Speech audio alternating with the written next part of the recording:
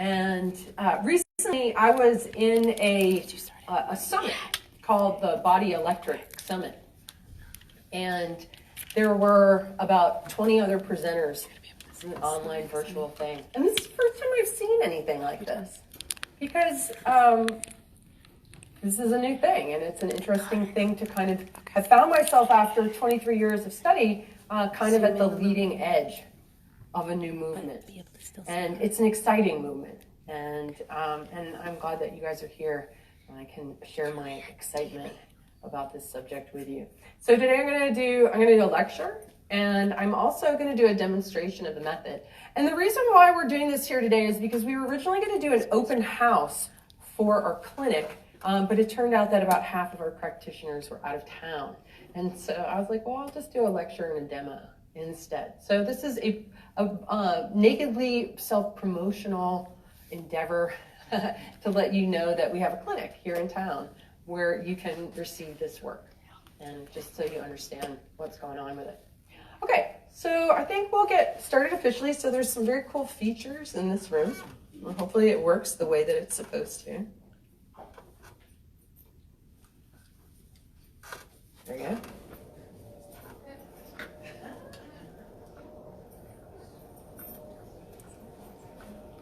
One button, you gotta love that sort of thing. Right, and look at this. So it's quite the screen here. Okay, so you can go ahead and get started back there. We're on Facebook Live as well. So hi everybody out in Facebook land. Okay, discover electric health through sound. So for those of you who aren't really familiar with who I am a researcher, I'm an inventor, an author, I'm a speaker. I speak around the world, usually to bigger audiences than this, but very often in your own hometown you tend to be less known than in international circles, which is always interesting. I'm the author of a book called Tuning the Human Biofield, which we have out front. This is a book that's based on a master's thesis that I wrote at Johnson State College, which is now Northern Vermont University. And I'm the founder of a sound therapy method called biofield tuning, which is what we're talking about today, which I'm going to demonstrate. And I'm also the founder of the Biofield Tuning Institute, which is a nonprofit 501c3 that we set up to investigate biofield tuning and the biofield tuning hypothesis. So we conduct grant-funded, IRB-approved. We've got a paper that we're about to submit to some peer-reviewed journals from some studies that we did last year. So we're doing our best to keep this as scientific as possible, because when people hear about using tuning forks on and especially around the body, that tends to evoke in a lot of people, although things have certainly changed. I started wielding tuning forks back in 1996 in Connecticut, and I tell people that I was using tuning forks for healing, and you can imagine the kind of response that I got.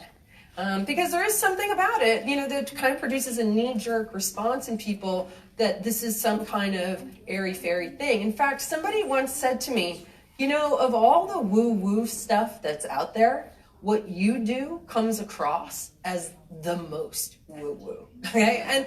And that was kind of devastating for me to hear, because I'm actually an extremely logical person. I'm the most logical woman I know. and so I was using the tuning forks because they were producing outcomes. I certainly would not have the nerve to get up in front of audiences talking about something as silly as waving tuning forks around people if there wasn't a damn good reason to do that. And so what I'm going to do as we go through is explain the reasons why I do this and how it works and how it can benefit you as well. I have another book that's coming out in 2021, January 2021, with St. Martin's Press, which is a division of Macmillan, which is one of the 5 biggest publishers in the world, which is very exciting, called Raise Your Voltage. And it is about this idea of electric health. Not only that our bodies are electric, but basically everything is, and really introducing us into this world of electricity that isn't even, I'm not even saying anything that nobody else has said. All I'm doing is connecting dots, and dots that are available from mainstream sources at this point. So There's nothing far out about any of this anymore. It's just that it's a different way of thinking about things, and we've all been conditioned into a sort of chemical, mechanical, atomic way of looking at life. And this is an electrosonic way of looking at life. It's totally different, and it's much more empowering. So biofield tuning, for those of you who aren't familiar with it, is a sound therapy practice that uses tuning forks on the body. This is in our clinic. And it also around the body. And initially when I started using tuning forks, I only used them right over the body. And I did that for a number of years. Now, the thing that struck me about tuning forks when I first started using them, I had a set that was the C major scale. And I thought that if you activated a tuning fork that was supposed to be a tone generator in the note of C, that if you activated that fork and you held it over someone, it was going to sound like a C. But what I discovered was that that was not the case. That in some places it would sound like a C sharp. In other places it would sound like a C flat. In other places it would sound like a C full of static or noise. Some places it would go very loud. Some places it would go very soft. And that was very peculiar and not at all what I expected. But what I continued to notice through many hours of observation now was that if somebody had pain, let's say in their shoulder, and I held the fork over that and it sounded sharp, that they would say, wow, that's like my pain feels sharp like that. So it's like the body was giving off that vibe. And that vibe was being picked up by the tuning forks. Now, tuning forks technically produce an infinite number of overtones and undertones. It's not just the fundamental that you hear. It goes way out, technically infinitely. And so in all these mathematical ratios, so what is happening, I believe, is that the extremely high frequency, extremely low amplitude waves being given off by the body are intersecting these very high frequency waves of the tuning fork, and then that information is precipitating downward into the audible range. Does that make sense to everybody? Okay, good. So originally I was only doing it over the body. I discovered that I would find loud spots. I was just kind of exploring, just kind of bouncing sound off people like sonar, just kind of exploring. And I found that there were certain areas that were really loud. And my first set of tuning forks, it was C, D, E, F, G, A, B. It came in a little instruction book and it said use C over the root chakra. So there's a chakra system that we're getting into. Now, I personally believe, whether you believe in chakras or any of that, let's just take the words out of it. There's nerve plexuses. Everywhere where there's a chakra, there's a nerve plexus, which means there is greater electrical activity in that particular area. So if there's going to be an energy center or a nerve plexus, that's probably where it should be loud. I equated loud with energy. And so I made the very curious observation that I could use the tuning fork like a magnet moving iron filings. I could hook into the loud spot and I could move it. So if it was loud at the shoulder and somebody had pain there, I could hook into it and then move it and drop it. I call it click, drag, and drop because it was really that kind of motion. It was like hook in, drag, and then it wouldn't be loud over here anymore. People wouldn't have pain there anymore. And it would be loud in the center. And so I developed this little practice. I started off as a massage therapist and just in a part-time practice and started playing with my massage clients. So I developed this simple practice of centering energy, and I did this for years as a hobby. Maybe 1 or 2 clients a week, just kind of on the side as part of my own research into health and wellness, because what drove me into any of this from the beginning was the pursuit of my own health and well-being. That started when I was a teenager and I had an eating disorder and like many young American women was pretty messed up in the head. And so I went on a journey to heal myself, really. This is really a journey of selfishness and vanity, to be perfectly honest. How can I look and feel like a healthy human being? Because that's what I want. And then in the process of figuring out how to improve my own well-being, I've obviously helped other people to do the same. So initially, that was all I did, was working over the body. Just did it as a hobby. But then one day I accidentally discovered a loud spot out here, just by accident. And when I moved that, and it felt really weird, honestly, to find a loud spot here and move it all the way to there, have it go to the body, have the symptoms that the person was suffering from resolve immediately, dramatically, after she tried many different modalities, that led me to start to explore around the body. And that has been the bulk of my research, is tonally and almost like sonar, exploring the acoustic terrain around the human body. Right? Who's ever gotten a bad vibe off somebody? Right? We have an acoustic terrain around us.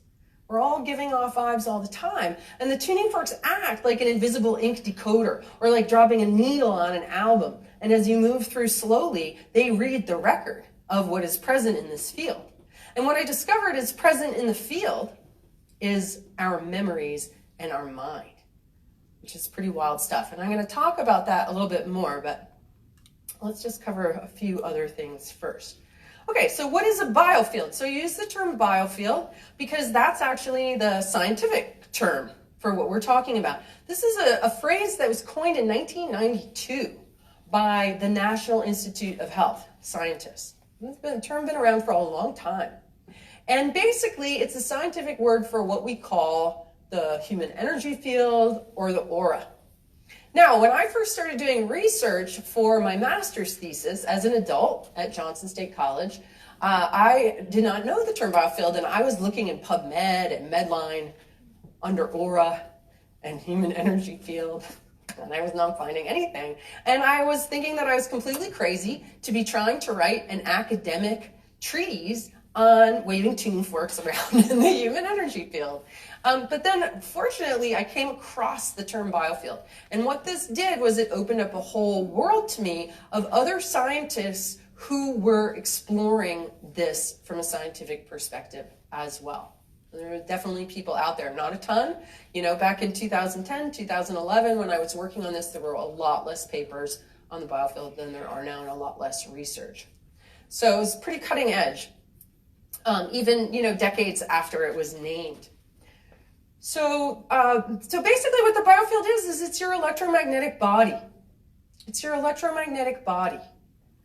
And most people don't really realize that they have an electromagnetic body, but we kind of recognize the pieces, right? So your heart, when your heart stops and you're at a hospital, what do they use to jumpstart it?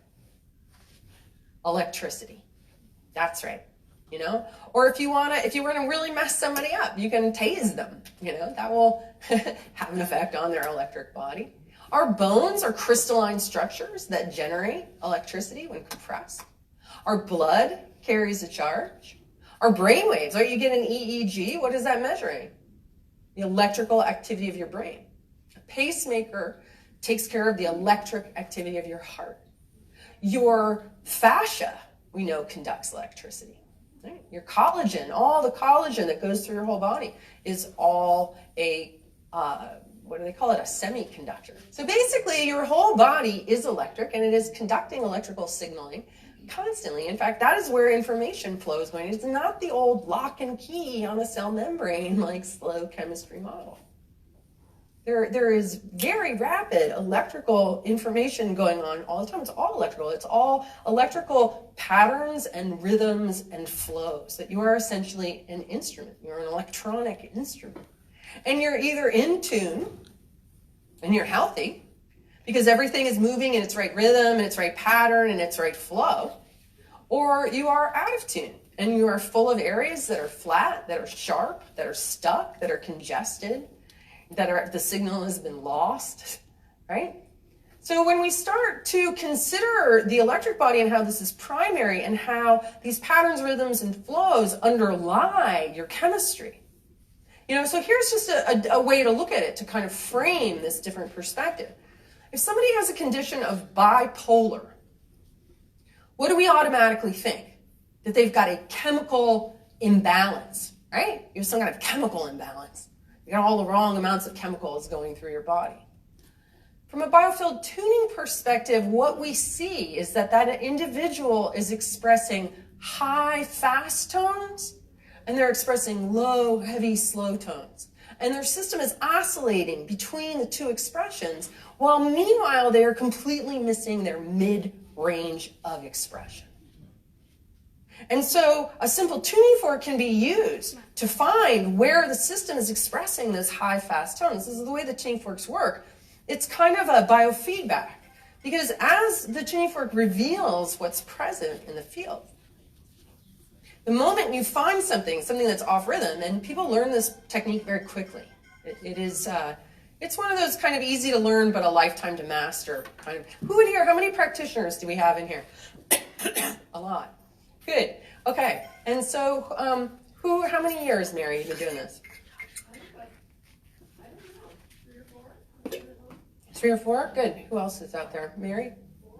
4. Now, what have you found as you have gone on in the process? How are you different now than you were 4 years ago?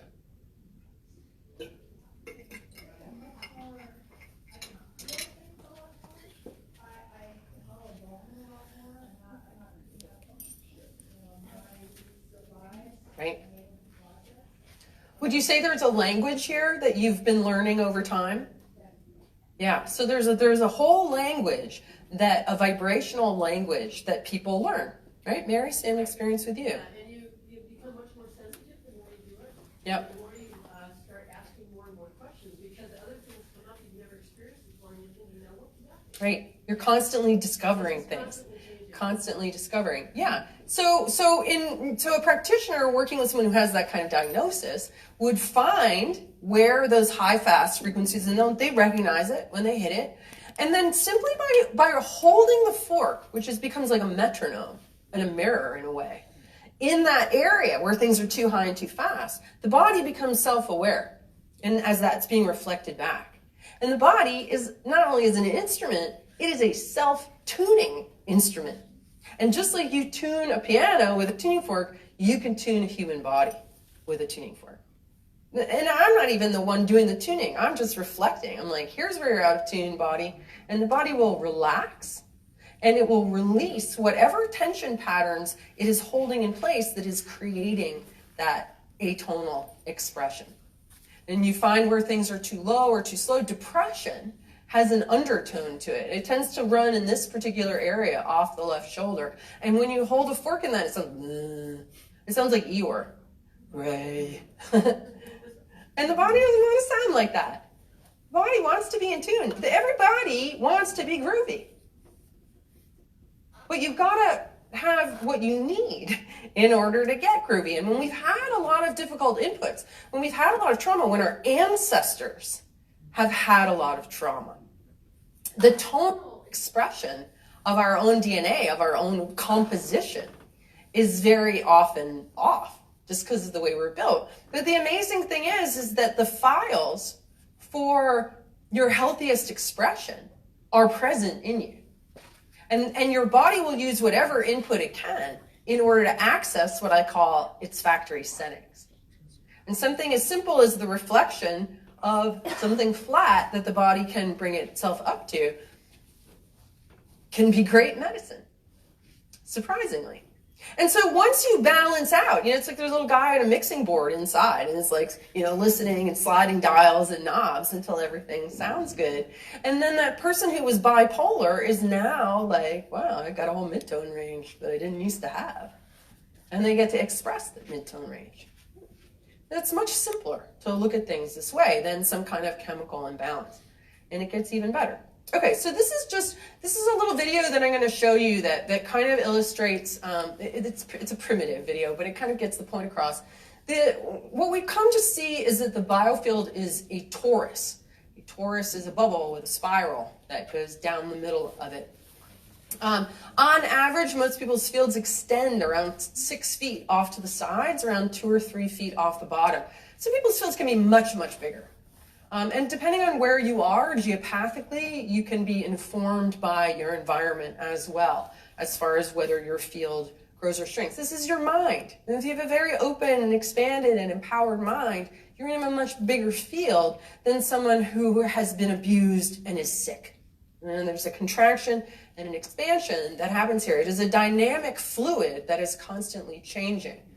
And so my hypothesis is that what we call mind and memory is actually within this toroidal bubble. And the way that I have mapped it, this is, you have to understand that many years of bouncing sound off bodies and listening to the signal that came back. Many, many years of that in a very quiet space. And what emerged was a pattern. So sort of a universal pattern that I found in everybody. And that was that different emotions had different frequency signatures. For example, sadness sounds sad. And anybody can hear that. Sage, it's 12. You can hear it. It's not intuition any more than when you listen to scary music. Your intuition is telling you it's scary. It's just a knowing. It's a resonance. It's just a visceral, resonant understanding. Right? So every time I was hearing these sad tones expressed in the fork, I was finding them off the left side of the heart. Every time I'd hear angry tones, I was hearing them off the right side of the solar plexus. Anytime I had a sense that somebody was overthinking about the future, I'd find it in here, in a formation like a hamster wheel. And so this whole anatomy emerged. And so the practice of biofield tuning is moving the fork through the field till you find an area of distortion or resistance. And then holding it there until the distortion resolves. The resistance that is held sort of decouples from the chaotic waveform. And then the tuning fork acts like a magnet to bring that energy, that electric energy, back into circulation in the torus. And so the more traumas we have, the more tangles we have in our field, the more, upset that you've experienced. You are the sum total of every input that has ever been delivered to you. And if you've had some difficult inputs, they're there. Those memories are there, even going back to birth. Traumatic birth, traumatic in utero experience. So what we find at the outer edge of the field is the record of your in utero experience, then birth.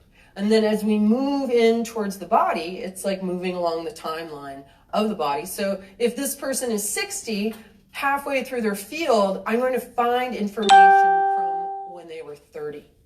And you find things like injuries, accidents, divorces, moves, any kind of thing where you went into some kind of resistance around and stopped breathing.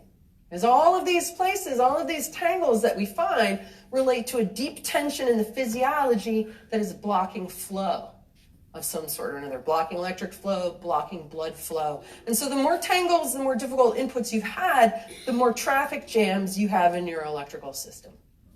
And the more traffic jams you have, the more energy you have stuck all over the place, the lower your overall energy.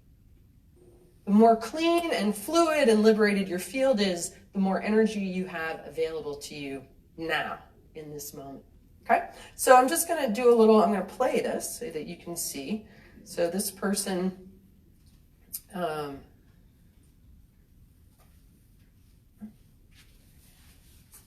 okay. So what we're seeing now, obviously there's many different parts of the field like this that are chaotic. The tuning fork resolves the chaos, gathers the energy, brings it back into the body, and puts it into circulation again. And I'll play that one more time just so you can see it. But this is the basic premise, is that our memories are encoded in standing waves in our biofield. Chaotic memories can be resolved with pure sound. The energy that has been trapped can be brought back. This is similar to the shamanic concept of soul loss. If anybody's familiar with shamanism, there's an idea that whenever we undergo a traumatic experience, a part of the self breaks off and stays there. And I think we've all had the experience of knowing that there were parts of our childhood that were part of us got left behind. Now, have you ever seen anybody you haven't seen in a while and the light has gone out of their eyes? Okay, this is where it goes. It doesn't dissipate off into the environment. It just kind of gets stuck in the field and unable to circulate. So health is being made whole, is bringing these electric fragments of forgotten self back into being, back into availability. This is our potential. And actually, people who've had a lot of trauma, and have learned to live with less and less bits of themselves online, when they start to retrain these parts, they can go into superhero status. They're like Easter eggs of gifts and potential So healing trauma is also about reclaiming your electric potential and your literal electric power. Electric power. And these things aren't gone, you know, these parts of self can actually be retrieved and reintegrated. And so this work isn't only about healing. It's also about reaching your potential as an athlete, reaching your potential as a performer, you know, reaching your potential with anything, because the more you get the noise out of your own signal, and the more you have all of your bioavailable energy at your disposal, the more you can get done. You become more focused, you become a better manifester. You know, it's these parts that are hidden in the field that are, you know, what creates self-sabotage in people, because it creates a sense of inner division.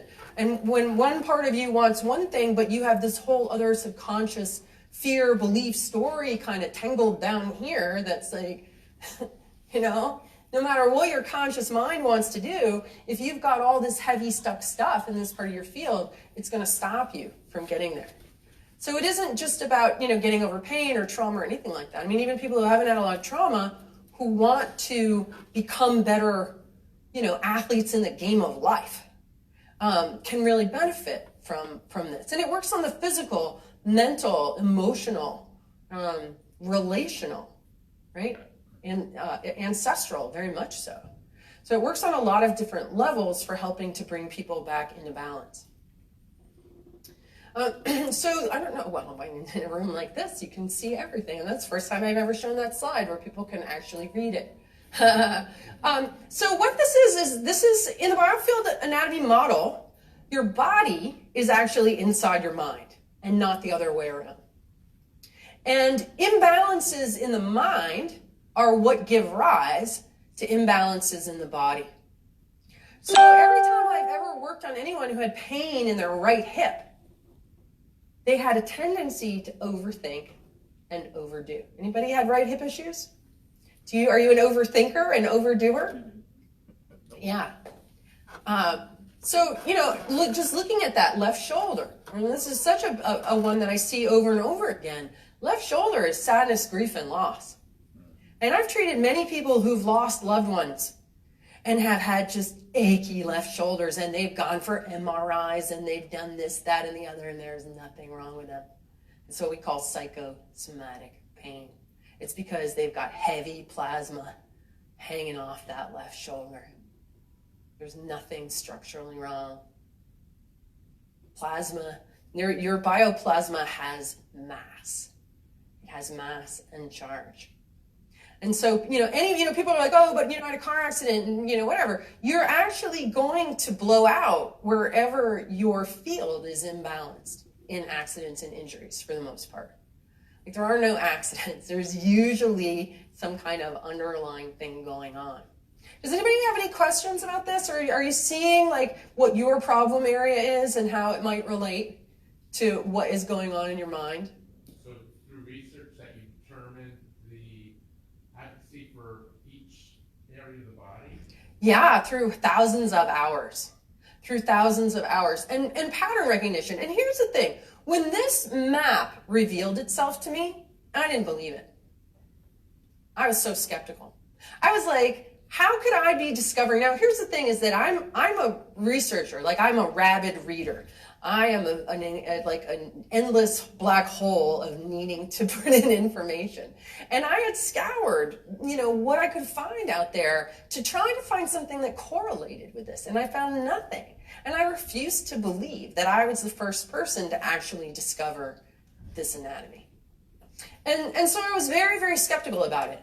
But I discovered it, but I wasn't looking for it when I discovered it. You know what I mean? It wasn't like, I'm going to go off. I was just fumbling in the dark. This was like a blind fumble in the dark with like these momentary flashes of illumination where I would suddenly be like, wow, that, you know, because for a while I couldn't tell the difference between frustration and anger, right? Because I knew anger and liver, and that's kind of Chinese medicine. So, you know, I was working there, but then frustration sounds a little like anger, especially to me, who's somebody fiery, then frustration is going to take me to anger.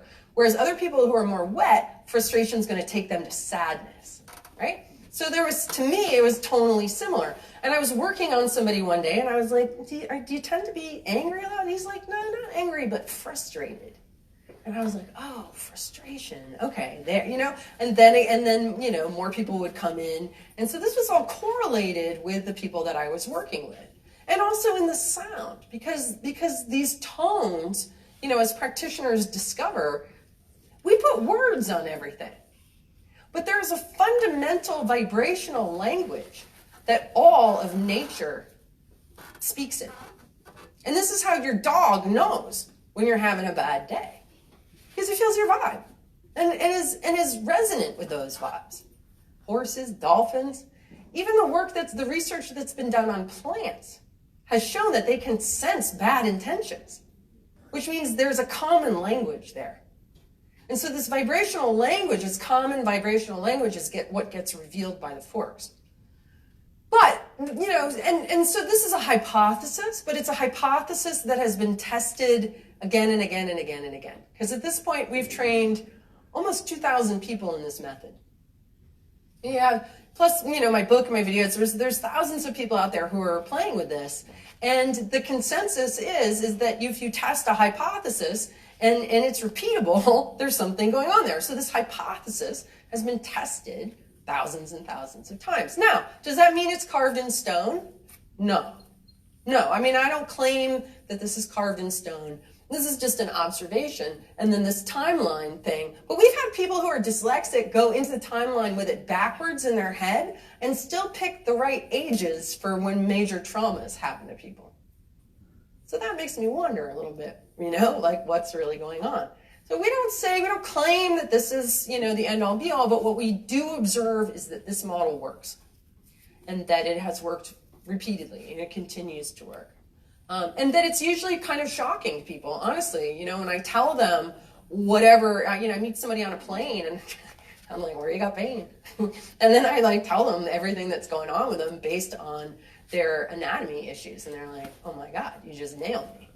You know, but that's a lot of clinical hours and a lot of pattern observation. Like any scientist, you know, you spend a lot of time looking and thinking and observing and testing. So the other features on this that are interesting is the ancestral rivers that come down on the sides. And these are about 1.5 inches. What do you think, Mary? Got 3 Marys in here? They're about 1.5 inches to 2 inches wide. And they're right about here, about 10 inches off the body. Now, these are really interesting zones because you remember the fork in, it kind of sounds like the person you're working on, you know, you got a consistent sound, and then you hit this river and the tone totally changes. And there's a feeling like energy is flowing like this. And what I have concluded, and again, speculation, but this is how it presents to me, is that the stream on the left is the ancestral information, the DNA information that you've inherited from your mother's side of the family. And in that is your inner genetic information, what I call the tone of the song of your DNA. And on the right side, it's your father and the tone of the song of the DNA there. And I can stick a fork in those rivers and I can tell you about the tendencies, the feelings, the emotional expressions of your ancestors. I can tell if depression has been in your lineage for generations. I remember working on a woman once, and it was so clear that there was so much anxiety in her energetic stream on her mother's side, going back generations. And her father, his side, had depression. So it was like, and this poor woman was going back and forth between anxiety and depression, going, what's wrong with me? Trying to solve it at the level of me and mine, and getting nowhere. And then I reflect back to her. I'm like, you hear that in your mother's lineage? You hear that in your dad's lineage? This is the information that has informed you.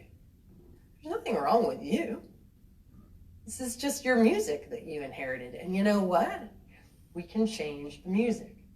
Because DNA is more music than it is chemistry. You know, everything is fluid music, basically, in the world.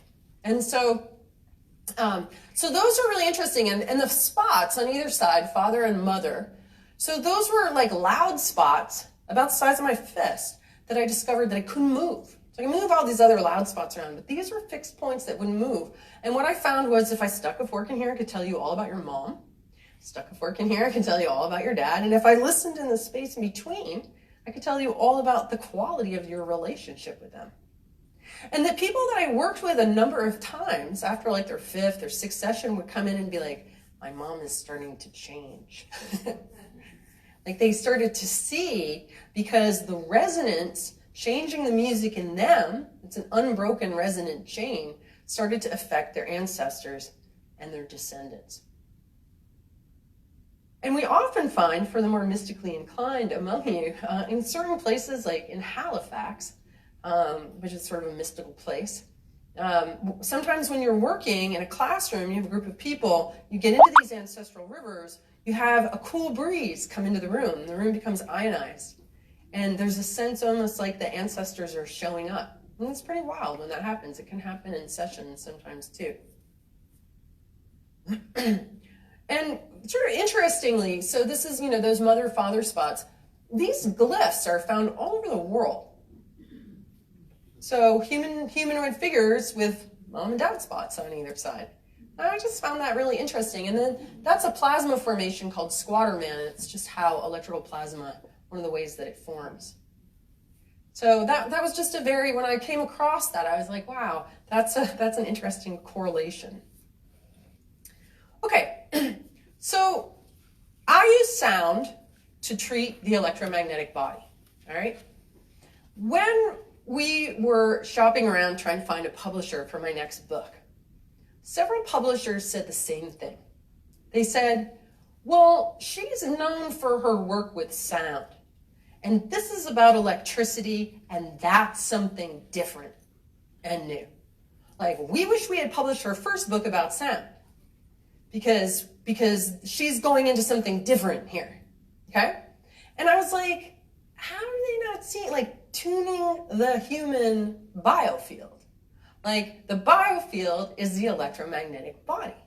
Like, I've been talking about electricity from the very beginning, because it was my discovery of electricity and the electric body, that was the inspiration for writing my thesis, my book, everything. I have a video on YouTube from 2013 called Electric Universe. So what is this disconnect, right? So this is what I'm finding, like, even in some of my longtime students. One of my students said to me not that long ago, she said, I get the sound thing, but I still don't get the electricity thing. And I was like, wow, you've been a client and a student for such a long time, and even you are exhibiting this disconnect around sound and electricity. So what's going on here? Like, why is there this big disconnect here? Why are people, one, we've really not been told about our electric bodies and our electric environment. It doesn't come up in our education at all. And there's a reason for that, okay?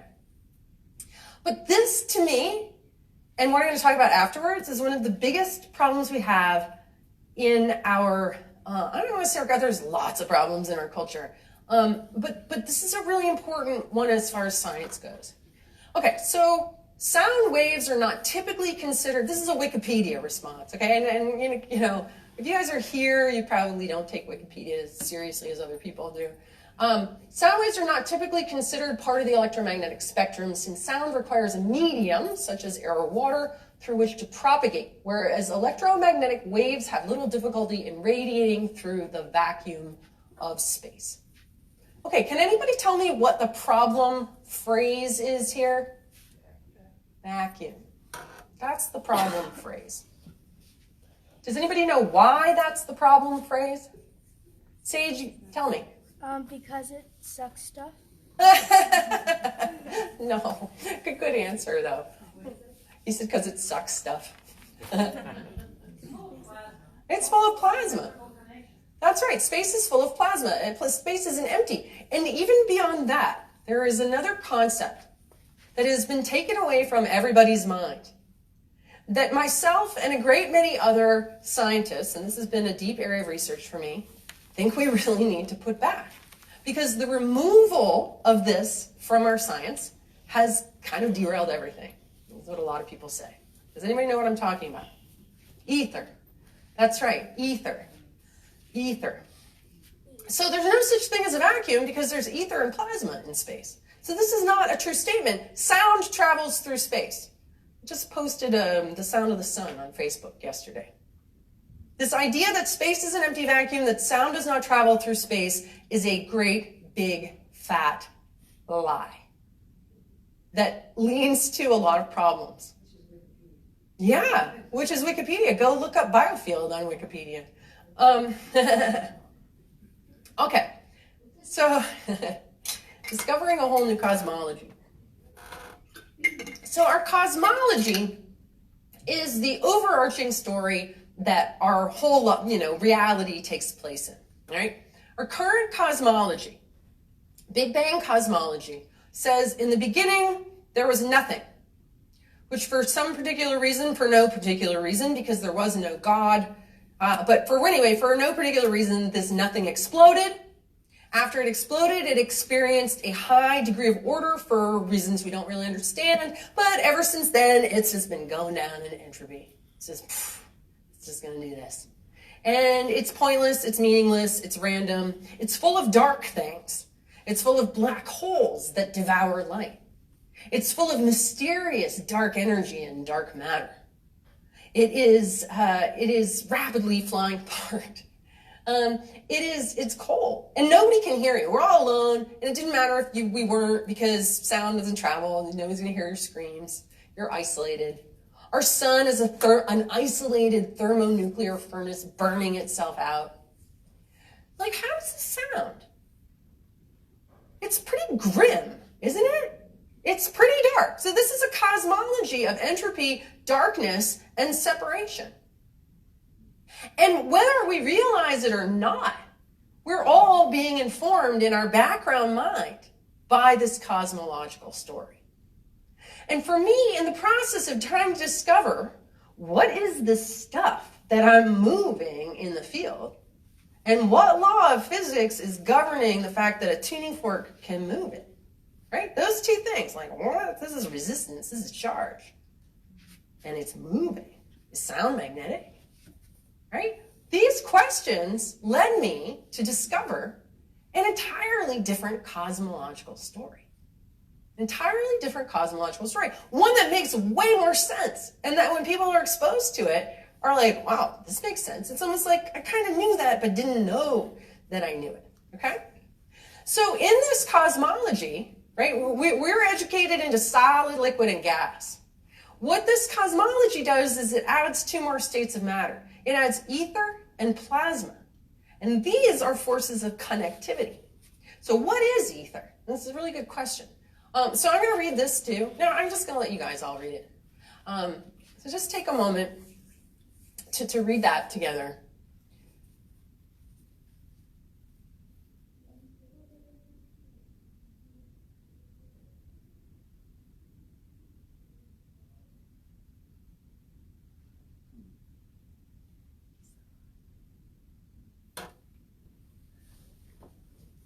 Because I couldn't say it any better than that. Right, so that's Tesla. Now, I just had the good fortune of being at the hotel where Tesla lived for the last 10 years of his life, which was pretty wild. And there's definitely like a force field of energy coming out of the room that he lived in for the last, it was pretty wild to feel that. Okay, so not only, did Tesla work with ether and ether physics for all the inventions that he created, I just learned this morning, has anybody heard of Eric Dollard? Do we have any hardcore nerds in here? No? Okay. Eric Dollard is a brilliant guy who has been studying electricity. And I just got a couple of his videos, and he was talking about this fellow by the name of J.J. Thomson, who was a contemporary of Tesla's, only in England. And he basically boiled electricity down to one equation. And he said what it is energy moving through the ether. That's all it is. So whether we call it electricity, or whether we call it light, or whether we call it sound, it is all waves moving through the ether. It is all the same thing. And Eric Dollard actually figured out, now this is the first time I've ever talked about this because I just learned it this morning. I don't know that I can do it justice. But he used math to determine that the harmonics generated in alternating current power generation line up with one of Bach's musical compositions. All right? So it's all math. It's all periodicity. It's all, different waves moving at different speeds and different velocities. And where we kind of go off the rails in our understanding is that we think, sound, okay, because I can hear it 20 to 20,000 hertz. We call that sound. At 21,000 hertz, that's not sound anymore. Right? So these are all just traveling waves in space, whether you want to call it sound, whether you want to call it light, whether you want to call it electricity, whether you want to call it music. It's all the same thing. It's all waves in the ether. There is no disconnect. Sound is just as much a part of the electromagnetic spectrum as light, as electricity, any of it. It's all waves in the ether. Does that make sense to everybody? So there is no disconnect between electricity and sound. This is that other slide, that Wikipedia, it's created a big electrical disconnect in people's minds. Sound is electric. Music is electric. Yeah, we are electric. We are electric music. Okay, so the way that I kind of fell down this rabbit hole was because my son, I already started working on my master's degree, and I was trying to answer this question, what's this stuff in the field? And he came to the dinner table one night and he said, did you know there's a fourth state of matter called plasma? And I was like, no, who knows about, I know most of you, if you're hanging out with me, you probably know about plasma. But did you learn how did you learn about plasma? Did you learn about plasma because you read it, because something I said, or did you come across it somewhere else? Anybody? Okay, yeah, Gerald Pollack, right? Because he's talking about the same thing. Yeah, because the fourth phase of water is a plasma. Water is a plasma. Water in our body is a plasma. That's right. And if anybody isn't, if you guys want to learn more about this and you're kind of technical and geeky, if you haven't read The Fourth Phase of Water yet, I definitely recommend it. By Gerald Pollack. Okay, so I started investigating plasma. And what I discovered is that, God, plasma is everywhere. How can I have never heard of plasma when our sun is a plasma, the solar wind is a plasma, lightning is a plasma, northern lights are a plasma, neon lights are a plasma, right? Tesla globes. This is all plasma. In fact, we live in a plasma environment. We're in an electromagnetic field right now. And think about this. Where are we getting, through what are we getting most of the electricity that our electric bodies need to survive? Where does it come from? What do you think? Raise your hand. Come on, guess. The earth and the cosmos, right? The flow of energy there. Yeah, but how does it get it into our body?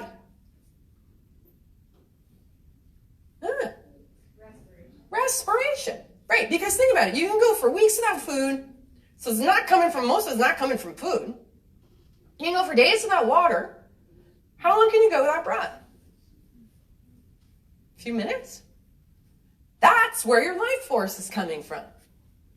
And, if you go into the woods or you go by to the ocean or waterfall, right, there's an ionized environment, which means it's free electricity. Is that coming in through your skin? Yes, probably, but mostly it's coming in through your lungs. Which is why a cornerstone of good health is free breath. And all these places where you've got tangles in your field, you have tension in your body, you're not breathing there. I can tell you that the degree of freedom that you are experiencing in your life on every level is directly related to the degree of freedom you are experiencing in your breath. Okay, let's all take a big breath on that one. Yeah, most people hold their breath a lot and then wonder at the end of the day why they don't have any energy. Yeah, so a very, very big part of biofield tuning is liberating the breath. I would go so far as to say the number one aim of biofield tuning is to liberate the breath through the relaxation, the targeted relaxation of electrical circuits that have done this in the body. Just let them go so that the breath can flow into those zones. So plasma is everywhere. If you've ever wondered what a cat's paw looks like on a Tesla globe, that's how it looks. So what is a bioplasma, right? So we can say plasma is the fourth state of matter, but you know, the biomagnetic fluid that is around the human body could be called a bioplasma. And like anything, you know, in nature, states of matter, things tend to behave fractally. So that what they are on one level of scale, they are on other levels of scale as well. And so, for example, the human biofield and our own contained atmosphere is fractally similar to the Earth's magnetosphere or the sun's heliosphere. There's a double layer membrane at the outer boundary that protects us. The magnetosphere protects us from too much incoming solar radiation. The heliosphere protects us from too much intergalactic radiation. There's an actual boundary there. And that boundary in the human biofield is what creates the standing waves, like how radio waves bounce off the ionosphere, or the Schumann resonance, the Earth's electrical pulse, bounces off the outer boundary, that inner boundary of electrical charge. It's the same with our own. That's what creates these standing waves, is that electrical boundary that creates the outside. And like things like fruits or cells or anything like that tends to have a membrane, right? And so we always want to say, oh, you make sure you eat the fruit of the skin of the apple or the skin of the cucumber, because that's where more life force is. There's more electricity there in that boundary. Well, these are just some of the fractal examples of how plasma forms. Same with things like chakras, meridians. This, just for an example, the spiraling current of the way electricity runs through the body, through the central channel, with the positive and negative currents. That is how electricity flows through space. These are called Birkeland currents on the end there, these twisting braids of electric current that span light years across, that connect galaxies. There is a whole filamentary electrical web in the cosmos that's been observed, and it's all electrical. Like even NASA has stopped calling it hot gas and is more likely to be calling it plasma now. And nobody came out and announced, you know, we found electricity in space, space is electrical. You know, it just sort of slowly changed the wording. And you'll see more and more and more mainstream articles coming out that are talking about National Geographic not that long ago. The moon is magnetic. Well, all of a sudden they're talking about magnetism instead of gravity. Like, that's new and different, right? So keep your eyes out and you'll start to see evidence of this cropping up in all kinds of mainstream places. So as I started to realize that the body, you know, that there was an electric body, that there was a magnetic field, a bioplasmic magnetic field, and I'm really starting to get this electric health thing, what really clicked it into place for me was reading Jerry Tennant's book, Healing is Voltage. And in it, he makes the comparison about how low pH is the same as low voltage. Okay, so to me, this is the key in switching our thinking from chemical thinking about health to electrical thinking about health. Because if you have a low pH in your body, what are your options for raising that? Come on. Yeah, alkaline things. Breath work is one. Right. What else? What's the thing that most people think of? Diet. Green vegetables. Okay? Now, I don't really like green vegetables. And I don't want to sit around and eat more broccoli, quite honestly. And I'm sure there are other people who would agree with me. So if all I have, you know, is limited, we only came up with two things: breath work, right? And that's going to increase, obviously, your electric, right? That's what's happening while you would do breath work. Vegetables, any food that is not canned, what we're really getting out of food is sunlight. What we're really getting out of food is light, is electricity. And so, you know, if you eat more vegetables, you're getting more electricity. But what I discovered is that there's lots of other ways to raise your voltage. Like lots and lots and lots of ways to raise your voltage. Whereas there aren't many ways that we talk about to raise your pH. So if you just make this one switch alone to go from like disease occurs in a low pH environment to disease occurs in a low voltage environment, you're looking at the equation very differently all of a sudden. Because in my experience in treating many clients, many of them women, baby boomer women, so I've had a lot of people come to me with chronic fatigue, with fibromyalgia, with lupus, with Epstein-Barr, with Lyme, you know, with all kinds of these sort of modern problems. And what everybody has, without exception, is a low battery. They have a low battery. Now, have you ever noticed on your phone that when it gets to be about 40%, it drops a lot faster? Right? And your body's the same way. Your charge gets down around 40%, you're going down fast. And once you go over that hump, it's hard to pull you back up again. Okay? In order to stay healthy, we've got to keep our battery meter up. And that means that we have to recharge regularly and be monitoring how we're discharging. In my experience, most people are far more comfortable giving versus receiving, discharging versus recharging. And then they end up with chronic fatigue. Right?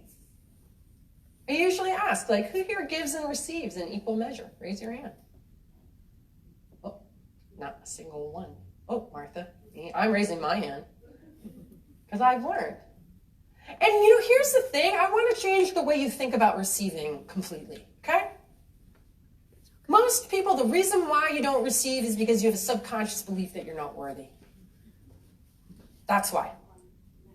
But receiving doesn't have to be about receiving money or receiving compliments.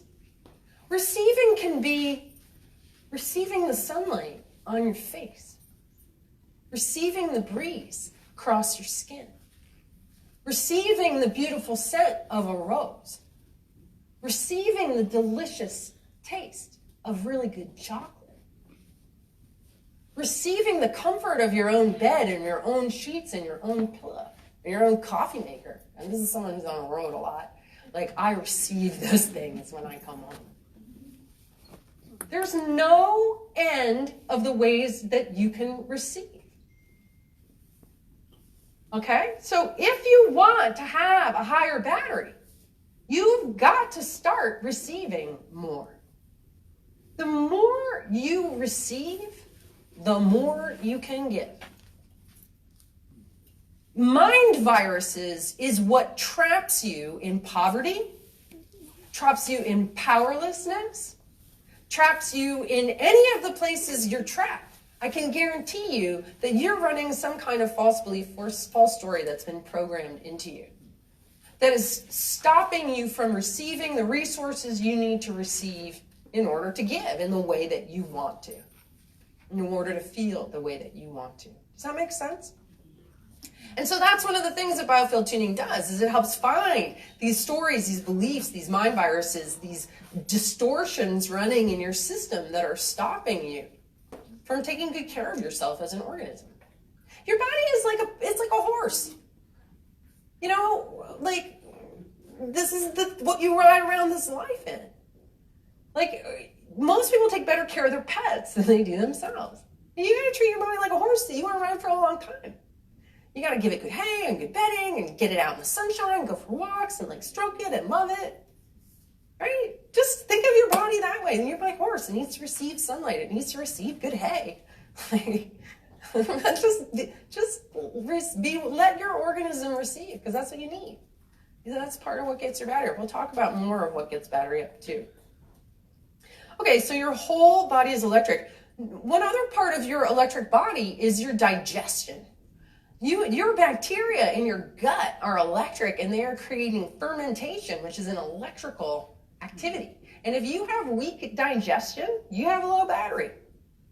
If you have weak digestion. And so you can have stronger digestion by getting your battery up. And here's the thing is that this is your power center. And everybody that I've ever worked with who had leaky gut or couldn't eat this and couldn't eat that, and they're giving all their power away.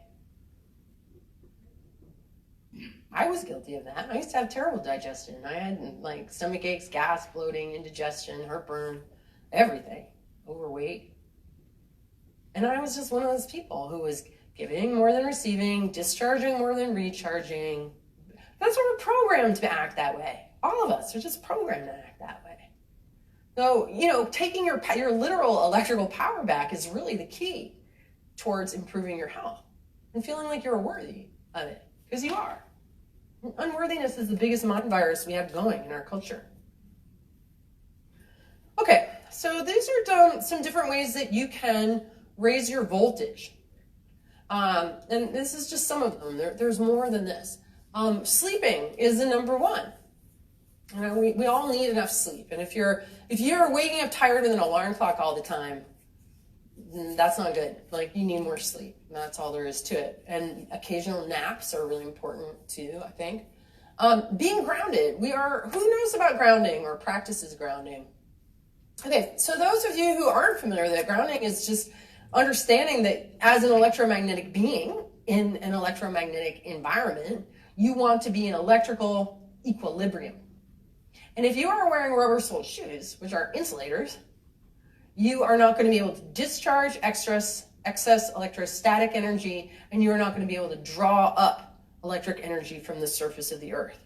So inflammation is often a consequence of not being grounded. So we want to get barefoot as often as we can. And there's products and stuff out there, and I'm not an authority on them. There's sheets and other things, but really that's super, super important. I spent years, studying all kinds of health stuff and this diet and this product and this supplement, da-da-da-da-da. And then I discovered earthing like 8 or 9 years ago, and I started going out and walking barefoot every day. And within just a few weeks, I felt so much better. And I was like, you mean all along it was as easy as taking off my shoes? Like, that was it, right? That's how much benefit I got from it. So I really, really recommend it. So most of these things are free. Breathing deeply, obviously we talked about that. Consciously receiving love. This is really hard to do. Not only love, but like compliments, gratitude. When somebody extends heartfelt gratitude to you, like, that's a currency. That's an energy. I am so grateful to you, right? And so, can you receive that? Because a lot of people can't. And I know my own personal experience was people, would be like, oh my God, you got me out of pain, or you helped teach me this modality, and I'm helping, and I'm so grateful to you. And I like consciously kind of opened my heart to receive that, because my first impulse was like, no, right? I'm not worthy, or whatever that story is that gets in the way. And I'm really consciously open to receive that currency. And I'll tell you why it's so important to do that. Because everybody wants to give. And gracious receiving gives dignity to people's desire to give. You can't have all these people out there wanting to give and nobody wanting to receive. That doesn't work. It doesn't work. You gotta be willing to receive. Hanging out, this is a Jerry Tennant phrase, hanging out with electron donors, not electron stealers. We all know, I'm an electric being, you're an electric being, and if your battery is low, by osmosis, my energy is going to go to you. Or, there's people who are like walking Himalayan salt lamps. You hang around with them, they just have all this excess energy to give, and you like get it back, it feels good. And we all know, are you thinking of somebody who's an electron stealer in your life? Right? Yeah, sometimes we have no choice. Kids, boy, they're big electron stealers. Obviously there's sometimes life calls on us to that we have no choice, and that's okay, but you got to balance it with the electron donors. You can't just be hanging around with electron stealers and that's it. You're going to discharge too fast. You're going to go under 40 quick. Drinking clean charged water. I was just staying with somebody for a few days who had a reverse osmosis filter, and I was so dehydrated by then, and I was drinking water constantly. Like, I really think we're best off with water that has electric energy, like fresh spring water. Tap water doesn't have life in it anymore, right? So we want to find water that is alive. And I'm sure there's all kinds of devices out there that structure and electrify and alkalinize water. Again, I'm not an authority on it. But, the closest you can get to the mountain stream is where your best source of health is going to be as far as water goes. Because it does carry, it's alive. Water is a plasma, and plasma is ether. And ether, like, that's life.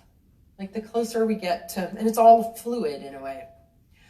Eating whole foods, anything, that was just picked is obviously going to be your best bet. I just read a book called Electrical Nutrition, and he said that the faster something rots, the more electrical energy it has in it available for you. And you're not going to believe what the number one source that he claims is. There are two, which are my foods of choice when I travel, which I found really interesting. Red meat and fruit. Now, I'm not trying to offend vegans. I just found that from an electrical perspective, that interesting, because I tend to carry jerky and dried mangoes with me when I'm on the road. Red meat and fruit. It's just what my body most easily assimilates. I'm sure travelers throughout history have packed jerky and dried fruit. Yeah. So meat, isn't that interesting? Okay. Avoiding chemicals, especially chemical scents. This is a big one. If you're lying on a pillowcase where you've used scented detergent and a dryer sheet, and that is electrical information that is coming in your nose, that is a signal that is stronger than your body's signal. And when we get exposed to chemical scents, they're like signal jammers for our own communication, intercommunication.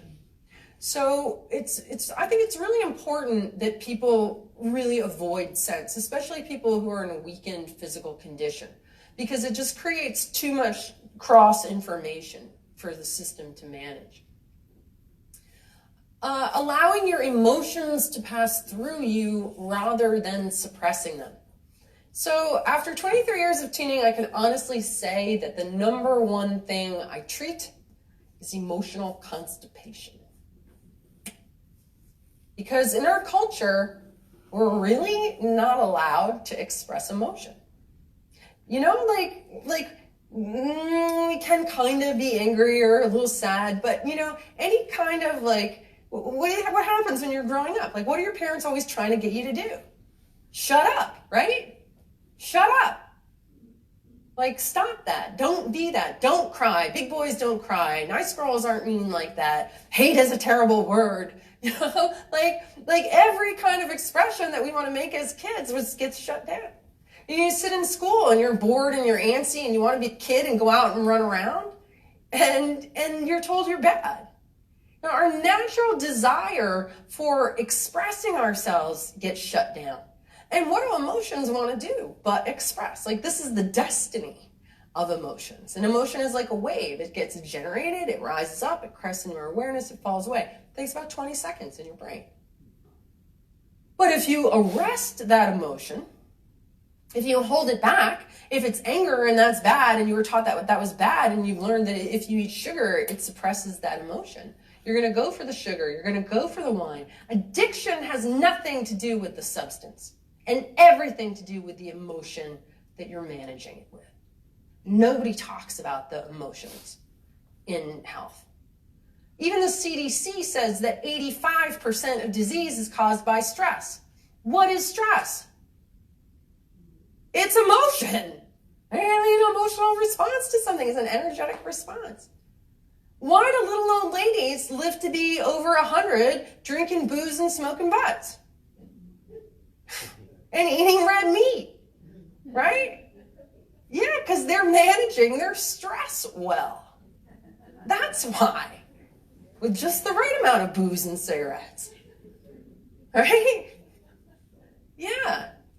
So, we're like, oh, when we talk about heart disease, for example, well, what do we say? What's the final word on heart disease? Red meat, smoking, booze. That's it. No, I'll tell you what the number one cause of heart disease is. Does anyone want to guess? No. Specifically, it's hate. It's hate. That is a difficult word. This is a difficult word. But, I map, like, where things get affected. And what happens when we hate is that it kind of builds up like a film on the physical heart. And the heart goes from being squishy and resilient and responsive to healing. Because hate arrests love. And most hate is really self-loathing. Because we're not worthy, because we're bad. And we might want to project that out on other people. And there's a lot of that going on at the moment, isn't there? Yeah. And whether we're expressing our hate or whether we're suppressing our hate, it's still doing the same thing.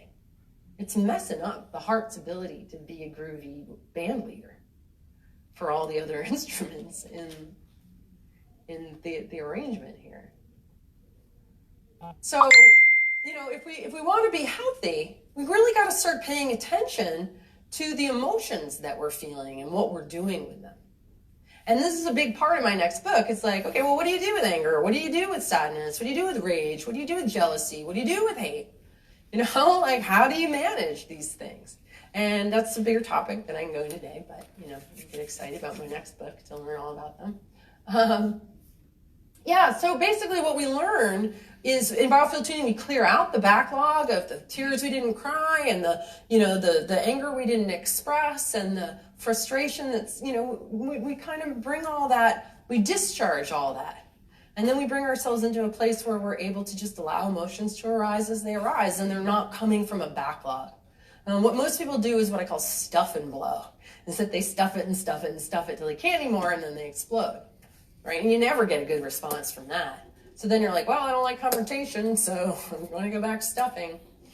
And then it just puts strain on all your systems.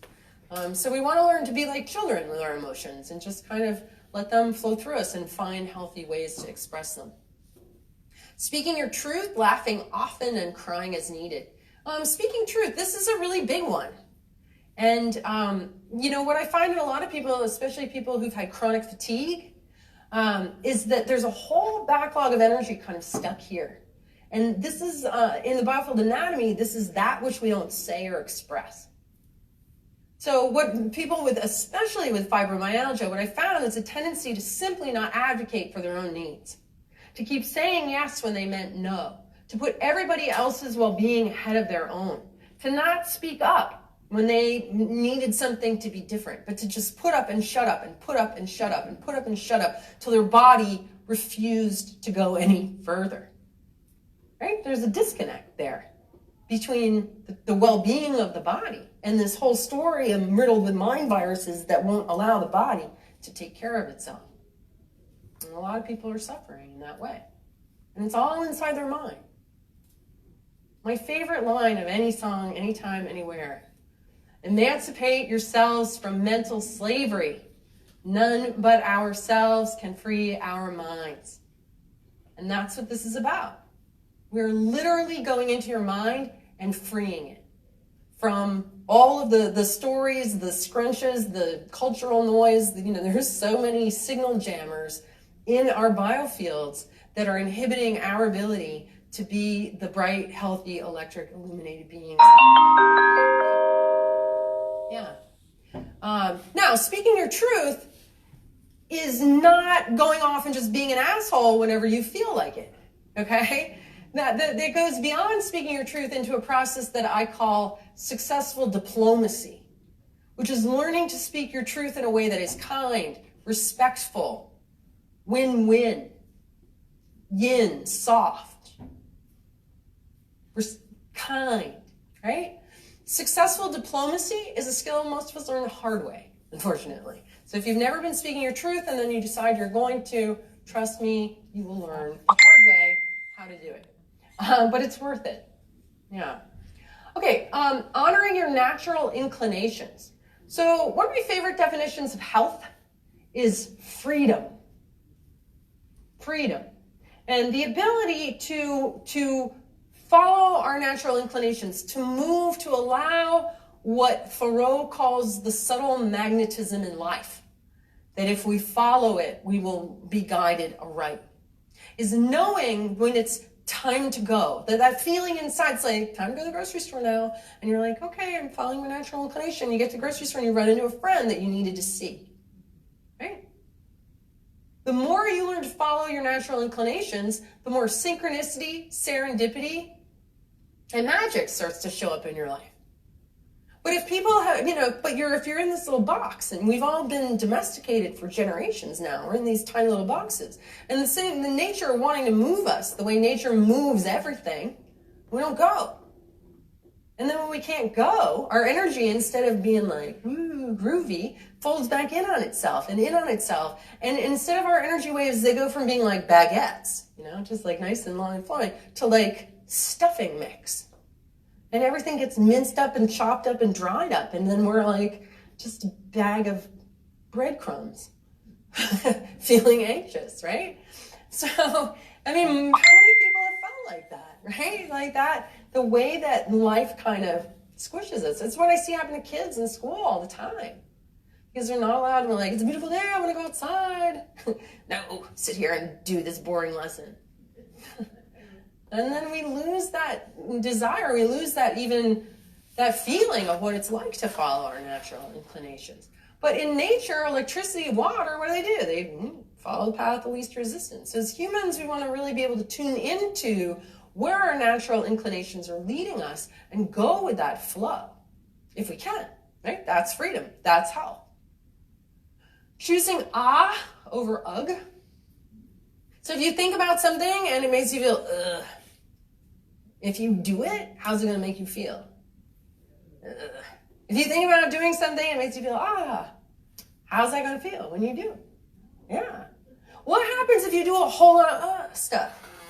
Your battery goes down. Yeah. What happens if you do a whole lot of stuff? Yeah, it charges you, right? This is pretty easy exercise. Think about doing anything. Where do I want to go, right? Obviously, some of us have to do some stuff that we don't want to do. But I call this following updrafts. If you've got a whole bunch of things to do, look at everything that you've got to do. Be like, I got to do laundry, I got to write a paper, I got to take care of this, I got to do that. What do you feel like doing? What's your awe in this moment? Doing laundry.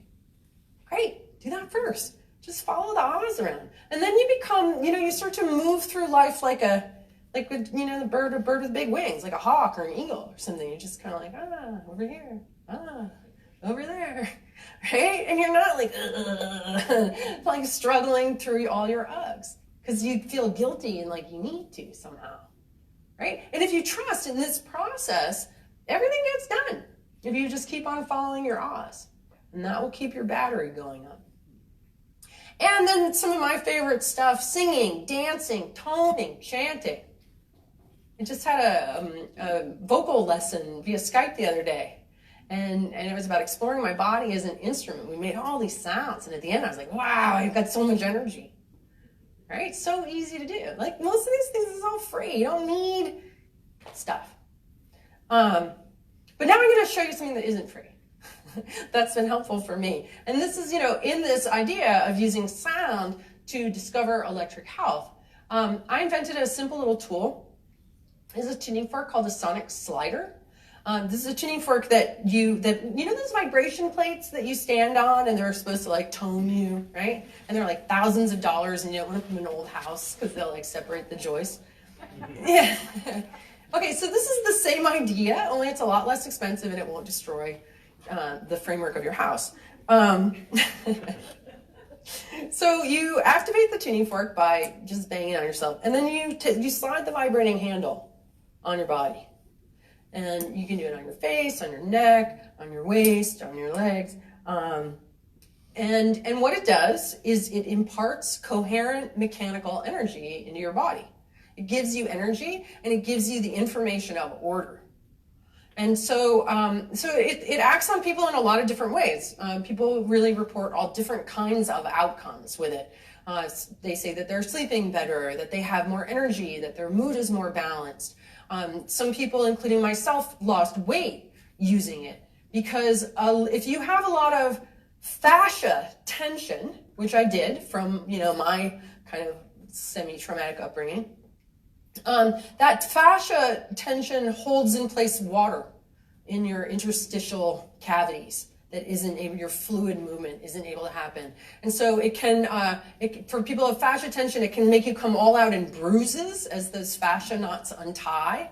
But then you can lose weight. And it's really a bell curve. Like some people lose weight, some people don't at all. A lot of people are somewhere in the middle. But it also tones muscles. So this has been pretty wild that people become more muscular as well.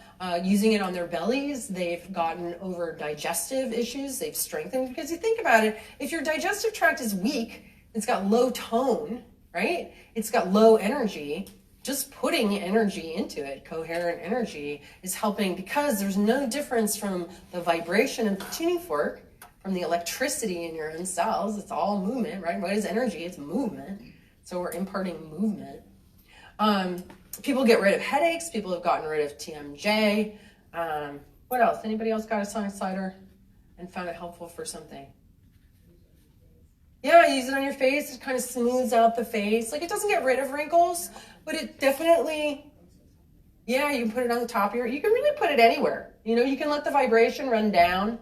One of my friends recently told me that she had a lot of little cysts all around her breast, and that when she'd get her period, or she'd have a lot of pain. And just by using this, letting the vibration run out all the way on those sticky spots, this helped to release them and really kind of cleared up that whole symptom. So there's sort of no end of stuff you can do with it.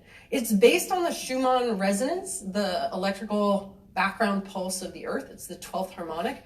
I've had the 11th and 13th harmonic made, and it's sort of like the three bears. It's like, this one is too hard, and this one is too soft. This one is really just right. I've played with many frequencies over the years, and there's something about this frequency that's universally pleasing.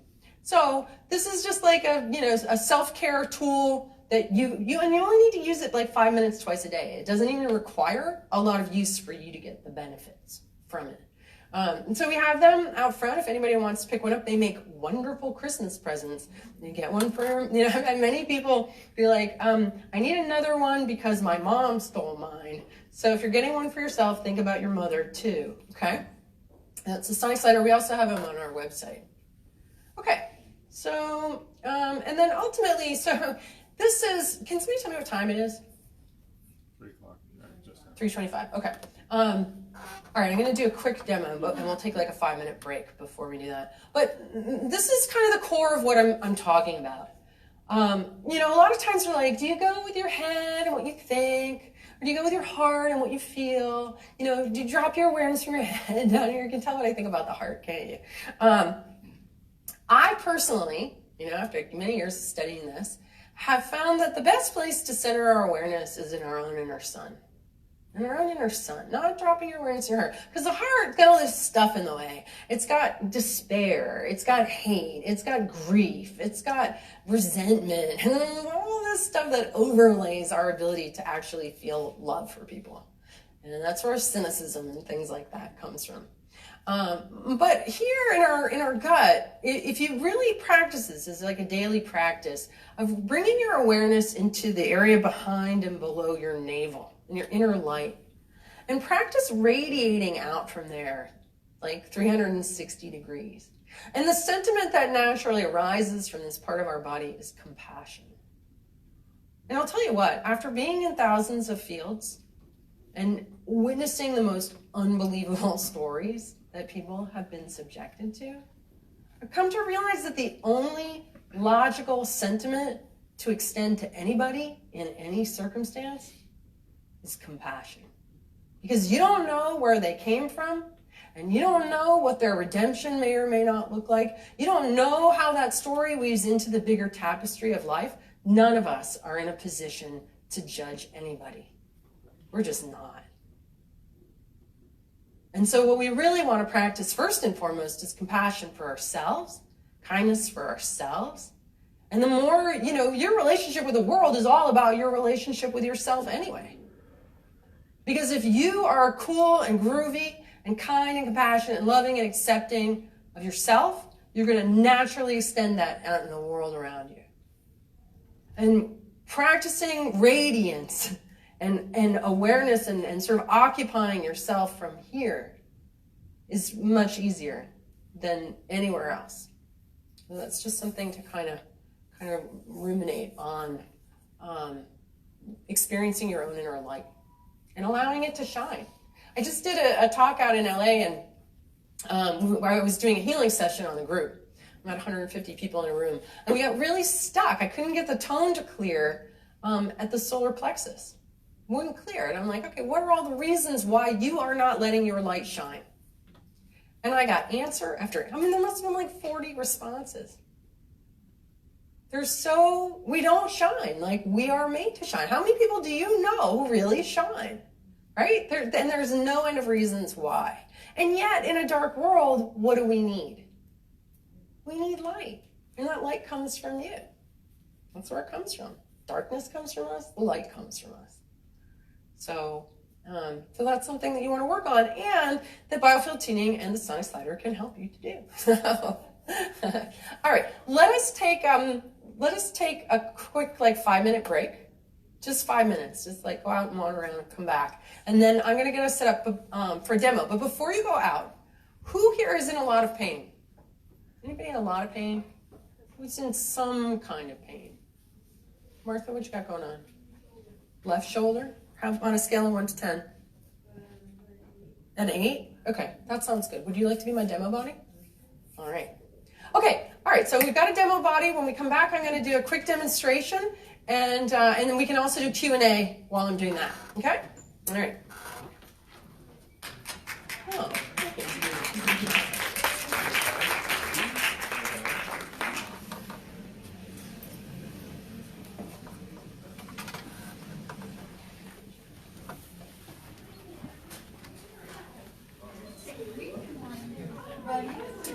It's your left shoulder? Right. Okay.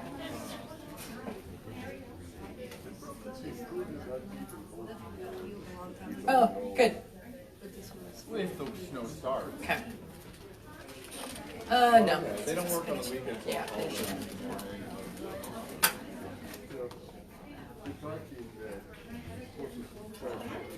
How's that? 1 in the morning? No, 1 in the afternoon.